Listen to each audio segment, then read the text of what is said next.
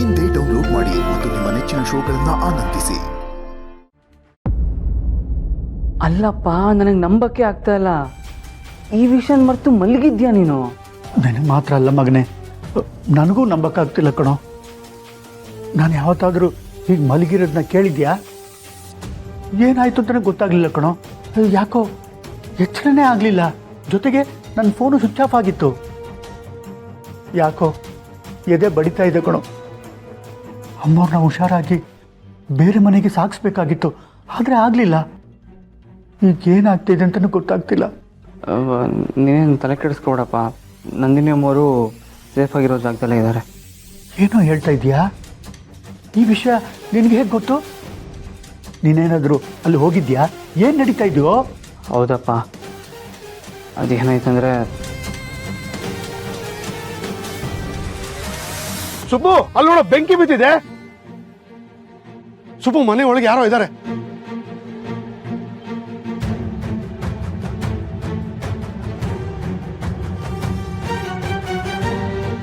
ನನ್ನ ಕ್ಷಮಿಸ್ಬಿಡಪ್ಪ.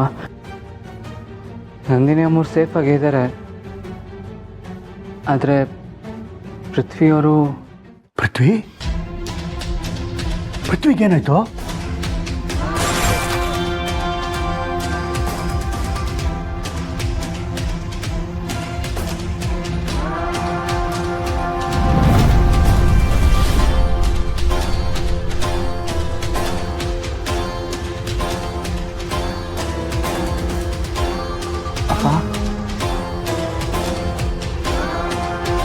ಅಪ್ಪ, ಅಯ್ಯೋ ಅಯ್ಯೋ ಅಯ್ಯೋ, ಪೃಥ್ವಿನ ನನ್ನ ಕೈಯಲ್ಲಿ ಉಳಿಸೋಕ್ಕಾಗಲಿಲ್ವಲ್ಲೋ.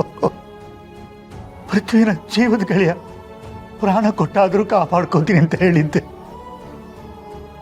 ಆದರೆ ನನ್ನ ಮಾತನ್ನ ನಾನು ನಡ್ಕೊಳಕ್ಕಾಗಲಿಲ್ಲ ಕೂಡ.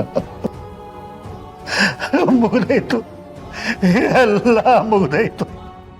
ಪೃಥ್ವಿ ಯಜಮಾನ್ರ ಹತ್ರ ಸತ್ಯ ಹೇಳ್ತಾನೆ, ಮುಂದೆ ಎಲ್ಲ ಸರಿ ಹೋಗುತ್ತೆ ಅಂತ ಅನ್ಕೊಂಡಿದ್ದೆ. ಆದರೆ ನಾನು ಕನ್ಸ್ಕೊಂಡಾಗೆ ಏನೂ ಆಗಲಿಲ್ಲ. ನನ್ನಿಂದ ತಪ್ಪಾಗೋಯ್ತು, ನನ್ನಿಂದ ದೊಡ್ಡ ತಪ್ಪಾಗೋಯ್ತು ಕೂಡ ಮಗನೇ. ಅಪ್ಪ, ನೀನು ಬೇಜಾರು ಮಾಡ್ಕೊಬೇಡಪ್ಪ, ಅಳ್ಬೇಡಪ್ಪ ನೀನು. ಇದಕ್ಕೆಲ್ಲ ನೀನು ಕಾರಣ ಅಲ್ಲಪ್ಪ, ಇದಕ್ಕೆಲ್ಲ ವಿಜಯಾಂಬಿಕಾ ಕಾರಣ. ನಾವು ಅವಳು ಈ ಥರ ಮಾಡ್ತಾಳೆ ಅಂತ ಅಂದ್ಕೊಂಡಿದ್ವಲ್ವಾ, ಆದರೆ ಅವಳು ಅಲ್ಲಿಗೆ ಬಂದ್ಬಿಡ್ತಾಳೆ ಅಂತ ಗೊತ್ತೇ ಇರಲಿಲ್ಲ. ಅವಳು ಬರ್ತಾಳೆ ಅಂತ ಗೊತ್ತಾಗಿದ್ದಿದ್ರೆ ನಾವು ಮುಂಚೆನೇ ಶಿಫ್ಟ್ ಮಾಡ್ಬೋದಾಗಿತ್ತು. ಇದಕ್ಕೆಲ್ಲ ಅವಳೇ ಕಾರಣಪ್ಪ, ನೀನಲ್ಲಪ್ಪ. ಆಮೇಲೆ ಈಗ ನಂದಿನಿ ಅಮ್ಮೋರಿರೋ ಜಾಗನೂ ಅಷ್ಟೊಂದೇನು ಸೇಫ್ ಅಲ್ಲ. ತುಂಬ ದಿನ ಅವರು ಅಲ್ಲಿರೋದಕ್ಕಾಗಲ್ಲ.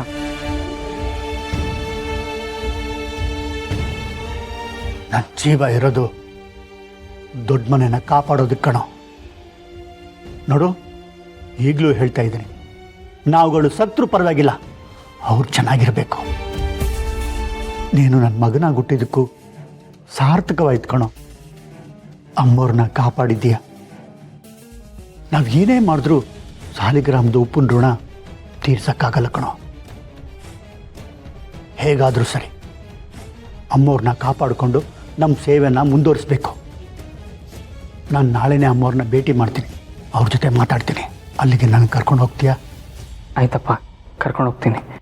ಆದರೆ ನಾವು ಹೋಗೋ ವಿಷಯ ಯಾವುದೇ ಕಾರಣಕ್ಕೂ ಆ ವಿಜಯಾಂಬಿಕೆ ಗೊತ್ತಾಗಬಾರ್ದು. ಇಲ್ಲಪ್ಪ, ಸದ್ಯಕ್ಕೆ ಅವಳೀಗ ಗೆದ್ದಿದ್ದೀನಿ ಅನ್ನೋ ಆಮ್ಲಲ್ಲಿರ್ತಾಳೆ. ಆಮ್ಲು ತಲೆಗೆ ಹತ್ತಿರುತ್ತೆ. ಈಗ ಅವಳ ಕಣ್ಣಿಗೆ ಬೇರೆ ಏನೂ ಕಾಣಲ್ಲ.